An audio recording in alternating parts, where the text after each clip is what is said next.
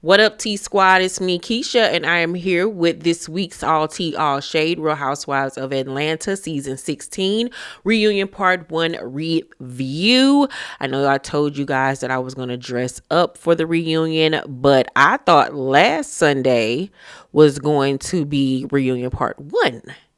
And I had my hair done and everything. And then I found out that weekend that it was not coming on.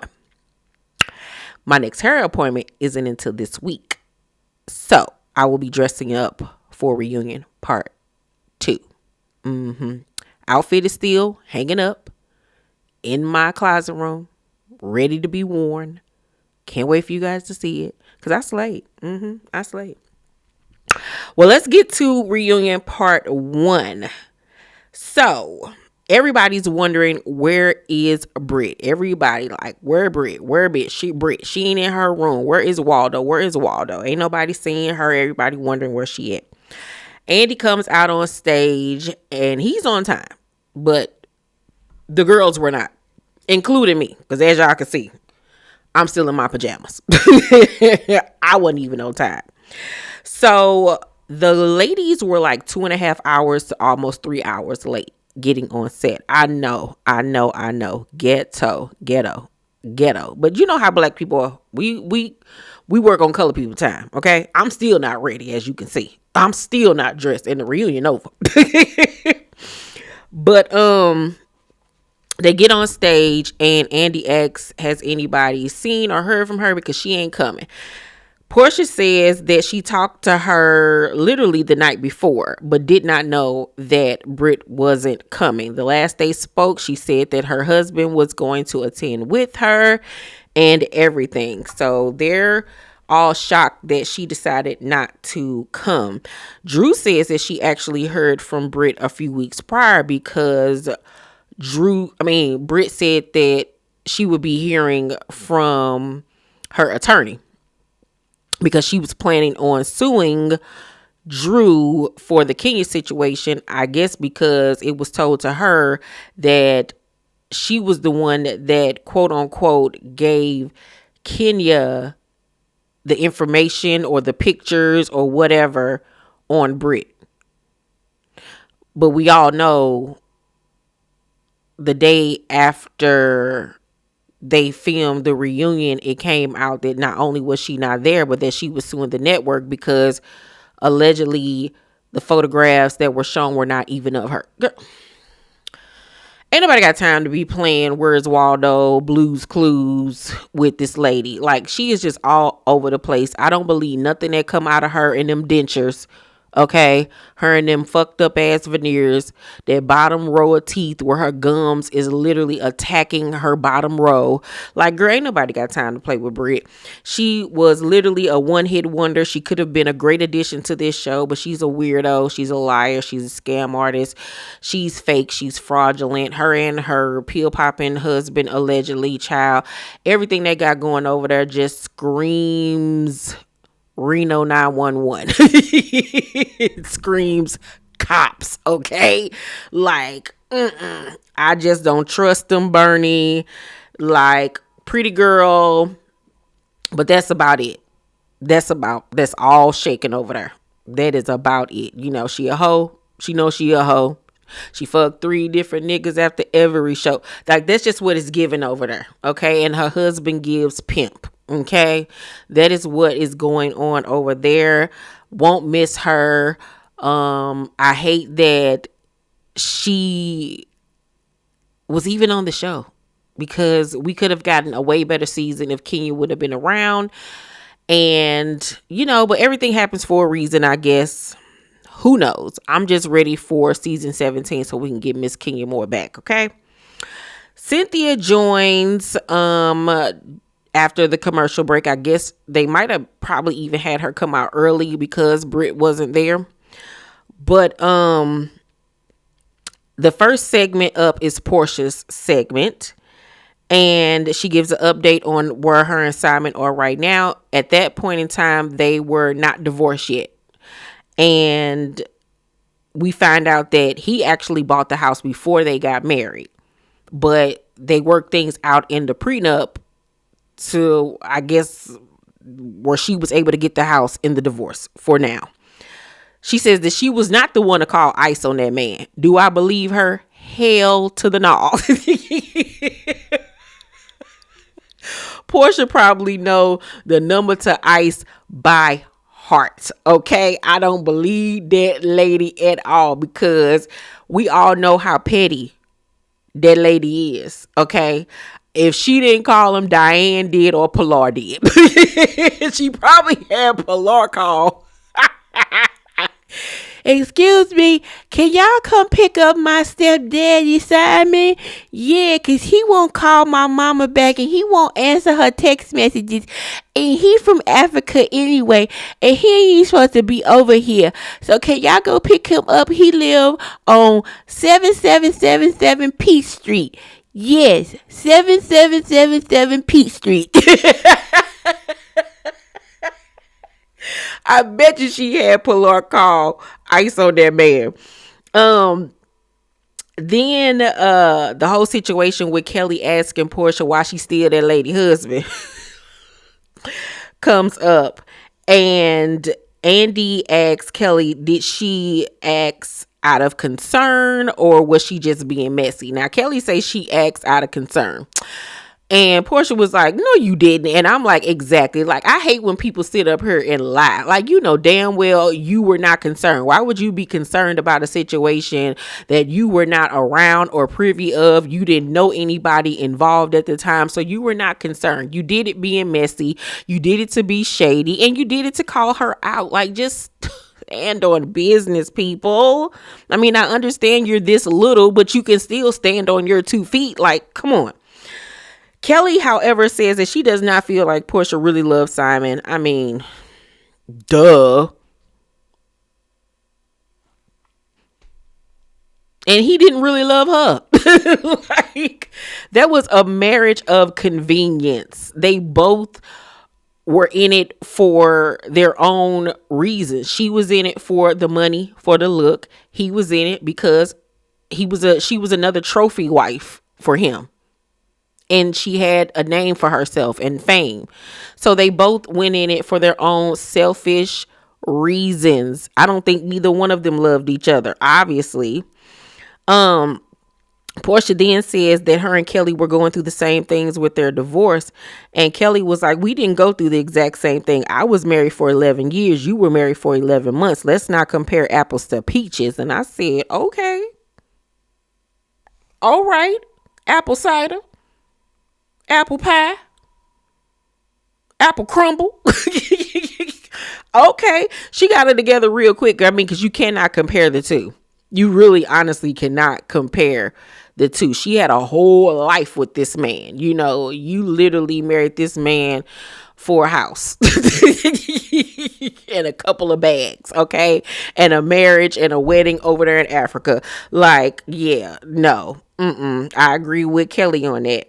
Now, Angela says that Shamia said one night when they were all at dinner that she was the one that hooked Simon and Porsha up. But Shamia denies this. They asked Porsha, and Porsha like,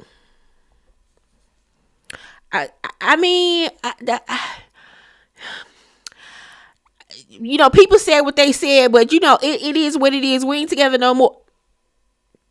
Now, y'all know damn well Shamia was the one that hooked them up. I read y'all the Instagram post that Porsha put up thanking Shamia at that time for hooking them up.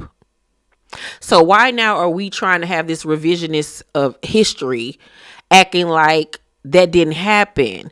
I guess Shamia don't want to look like a home wrecking whore. Like she was an accomplice to that. But it's like, stand by your actions. You ain't have no problem siding with your homegirl when she said that she would fuck another cast member's husband as a threat. Stand by the fact that you hooked her up with a married man. But you know, Shamia trying to make sure she looked good in the public eye. So now she's trying to backtrack and act, I ain't had nothing to do with it. Well, the cameras were rolling. They flashed back to that dinner and we saw her clearly say that she was there when they met. Now, she didn't say I hooked them up in that scene, but she was like, I was there when they met. All the signs are pointing towards you're lying, Shamia. You're lying, Bobbiana. Okay? You and Porsha are both a mess and both are liars. And that's why y'all been friends for so long. You can't be friends as long as y'all have been friends and not rub off on each other. Porsha is a horrible person, but Shamia, you ain't fooling nobody no more. We see you for who you are. We see each other. Okay? So, Drew working with Simon comes up. And Porsha and Drew are arguing, right? Going back and forth. It wasn't really, anything like crazy, but they were arguing, right? Arguing semantics. Cynthia then decides that she want to jump in with her tilted wig. Her wig was pissing me off. I hate the way she wear them wigs. Can you please get somebody to do you a unit? And just stop slapping them wigs on your head and having the comb be the thing on the inside that keep it on your head. Like, can you please get a glued down wig? You don't have to do baby hairs and stuff like that. Look at Porsha's hair. Porsha's hair was everything, okay? I cannot with her in these shake and go wigs that they add a little curl into it and then decided to shift it so the part could be on the... Let me not. Okay. But anywho, Cynthia decides she gonna add her 2 cents in it and say to Drew to put yourself in that situation where that could even come up just seems like a lot of work and almost distracting from your music and what you came to do. What, Cynthia? Shut the fuck up. Shut up. That didn't even make sense. Huh? Put herself in what position? To put an album together that people actually like and that was actually good? To have people around her that really wanted to support her and her music? I believed her when she said that Porsha knew beforehand, before filming, that they were working together in the studio. I believe Drew 1000% and that they had a conversation. I think that Porsha then decided to make it her storyline to come into this season having an attitude about this. Like, come on. But Cynthia, I don't know what's going on with Cynthia this season. We all saw it where she was dick riding Porsha and agreeing with everything that Porsha said. And you know how she was acting fake towards Kenya. And like, I just don't see it for Little Miss Sunshine. Like, no, she can step as far as I'm concerned. Her and that Cole's dress she had on. Like, bye ma'am. No. So then Andy says to Porsha, do you think you owe Drew an apology after seeing the footage from this season and seeing that nothing went on between her and Dennis? She was like, come here, and gets up and goes over to her and gives her a hug and then sits down and says that the main thing that she wanted to do coming into this reunion is apologize to Drew because she was wrong. Well, why in the hell was you just arguing with her in the first half of this segment, going back and forth, if that was your intention from the beginning? It makes no sense at all. And Drew was kind of looking at her like, huh? I'm going to accept this, but what? Like, ain't no way in hell I would have accepted that apology off rip. You up here calling me a bitch and a whore and all of this type of stuff and giving me hell and doing, like, girl, hell to the no. None of it made sense. But we all know nothing that Porsha does or says ever makes sense. But it was just so weird and dumb to me. Like, what? Like, girl, okay. I knew that this reunion was going to be a flop. I mean, we all knew it because Britt wasn't there. Kenya wasn't invited. So really, what are we about to be talking about? But that part was so stupid to me. So stupid because, like I said, why would you be arguing with her going back and forth if that was your intention from the beginning, was to apologize to her? I don't believe that at all. I don't believe it. Um, Porsha then goes on to say that Britt told her that Britt, Kelly, and Shamia were going to be in an alliance with each other to take Porsha down.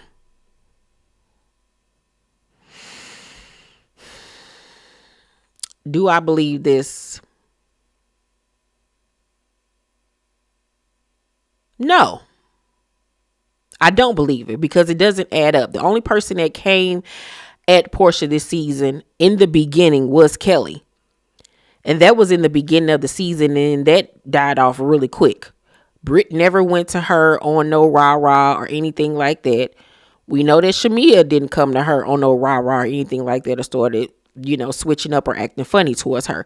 So I don't believe that. I believe that Britt might have told her that, but I don't believe that that was the trio's intention. Now, when Shamia, let me take that back. I don't believe that Britt told her that. Let me take that back. But I do believe with Shamia when she says that Porsha was also a member of this so-called alliance. It makes sense. That makes sense. Porsha, of course, denies it. Who said that? Who said that? I want to know. I didn't know I was in a no alliance. I don't even know how to spell alliance. What you talking about? I 1000% believe that those four came up that they was going to, have each other's back. Because think about it. Like I just said, Kelly came into the season hot when it came towards Porsha, coming for Porsha. And then, like I said, that quickly died off. Quickly. And everything was good between them for the rest of the season. Until we got to the after season wrap, and then we got to the reunion and all of that type of stuff. So it makes sense that, yeah, all four of y'all were in an alliance because it was no beef between none of y'all except for you and Shamia towards the end of the season. Y'all start having y'all little issues. But for a minute there, y'all four were straight. And y'all were kind of like all riding for each other a little bit. And then, like I said, towards the end of the season, things started to crack. Porsha started having her issues with Shamia. Porsha and Britt, had their little situation. That makes sense to me. What y'all think? Do y'all think the four of them were in an alliance, or do you think it was just the three? Let me know. But Kelly says that when she came at Angela with the Charles baby situation backing and co-signing Britt, saying, what about that baby or whatever. She's like, yeah, what about that baby? Talking about she was being a friend to Britt. How is that being a friend to somebody when you're co-signing bullshit? You as a woman, as a mother, as a former wife, why would you even want to involve yourself in some foolishness like that, trying to embarrass another woman? Make it make sense. That's not being a friend. That's not being a friend. That is being an enabler. And the fact that she said, I'm a friend, I'm going to be a friend no matter what. Well, I don't want no friend that's going to back me up when I'm out here acting like a goddamn ass. And I wish that Angela would have really checked her on that. Even though she apologized, I would have told her, you know what, I accept the apology, but at the end of the day, you need to grow up, because that's not being a friend of nobody. That's childish behavior. If Britt jump off a bridge, you gonna back her up because you're a friend? Like, come on, stop, little teacup. Please stop. Please. Just the foolishness of it all. Kelly's little segment comes up, and she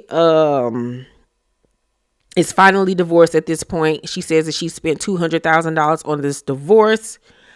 Porsha says that she heard that Kelly's husband ain't coming after her, so she really don't need no security guard, and she got a security guard just for the television show, for optics, I guess.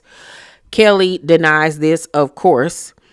And when it comes up to her financial issues, Kelly admits that she did owe $100,000 to the proprietors, the owners or whatever of the space that she's trying to buy or rent or whatever for the second restaurant. But she says she paid a good sum of it to the people, but she ain't paid all of it yet. But she says the reason why she couldn't pay it is because she was paying her divorce lawyers.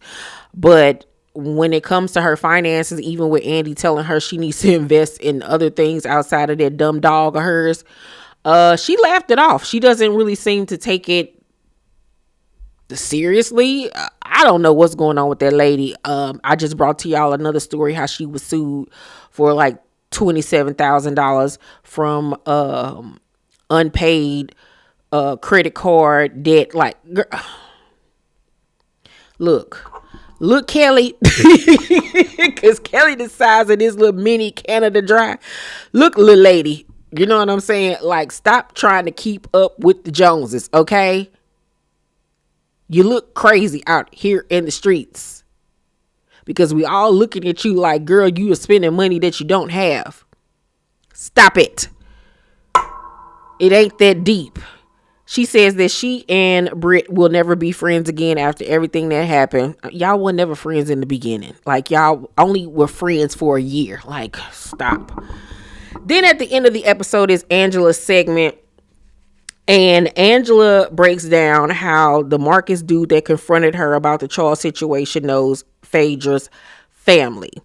And brings a pamphlet of evidence and receipts and pictures and photographs and driver's license, birth certificates, social security cards, death certificates, birth certificates, all of it.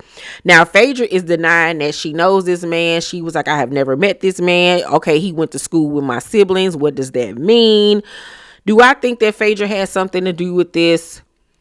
I think possibly. It's a great possibility that yes, she did have something to do with it. Do I think that Angela did this to herself? That would be very diabolical. Now, we've only known Angela a season now, so we haven't learned the tricks of the trade of Angela, right? But I can't 1000% say that I can't see her doing it, because people are diabolical and crazy nowadays and will do anything for 5 seconds of fame. So you just can't never put nothing past anybody. So I'm not going to say that Angela didn't set this whole thing up. Who knows? But the whole thing with this Marcus dude and knowing Phaedra's family and all of that type of stuff, and Phaedra being the one that was so giddy to run back and tell Porsha and them what happened, and the whole thing was just weird. We know Phaedra and we know her works and we know how crazy and cuckoo for Cocoa Puff she is. So it's not a hard thing to suggest that she was the one that did it. But at this point, we all know Charles wasn't cheating. He was with me. So let's just end the conversation. But Angela says that Phaedra did it to try to secure her spot on the show. And Phaedra was like, I don't have to secure my spot. I have a guaranteed contract. And I was like, oh, that makes sense, because I'll never forget. It was an episode of Watch What Happens Live where somebody was on the show and they were talking about Phaedra. And he was like, well, yeah, she's not going anywhere. She's going to be around. And I was like, oh, they dead invested in bringing her back. But now it makes sense. When they asked her back, she probably asked for a guaranteed contract of several seasons. She probably got a 3-season contract. And then she'll be up for renewal, or for them to say, hey, let's part ways. So we're guaranteed to see her next season and probably one more season after that. But gross. But so that reason of her trying to do this to secure her spot has been debunked. Now, could she have tried to do it just for dramatic effects? Absolutely. Absolutely. I personally think, and I said this to y'all before, that I think Porsha has something to do with this. Because let's not forget, Porsha was like, I know something about your husband right off the bat in the beginning of the season. Then I will fuck your husband. You know what I'm saying? All this little stuff. And then this situation happens as soon as Phaedra comes. I think they were personally working together. That's what I think. Porsha, of course, co-signs Phaedra not needing to do it and saying, I think that, her spot is secured. And Angela was like, considering what y'all done went through together and what she's done to you, why are you so quick to believe her? Why? And why would you say that I set this up? Like, why? How are you so confident in this? And that's why it goes back to me saying, I think that Porsha and Phaedra were in on this. I really honestly do. But yeah, that was my review of Reunion Part 1. It was good. It wasn't great. It was good. It was obviously a lot of key elements that were missing that could have made this reunion great. But I'm going to give Reunion Part 1 a C+. It was cute. It was cute. It really wasn't nothing to write home about, to be honest with you. I think that Bravo dropped the ball with this. If they would have had Kenya there, it probably could have saved this reunion, but they chose not to have her there. And it was just another mistake on productions and the network's behalf this season. So I don't even blame the ladies. I blame the network and production because they made this season what it was. But yeah, y'all let me know what y'all thought about the Real Housewives of Atlanta season 16 reunion part 1. Let's talk about it down below in the comment section. I love you guys and I will see you on the next video. Bye.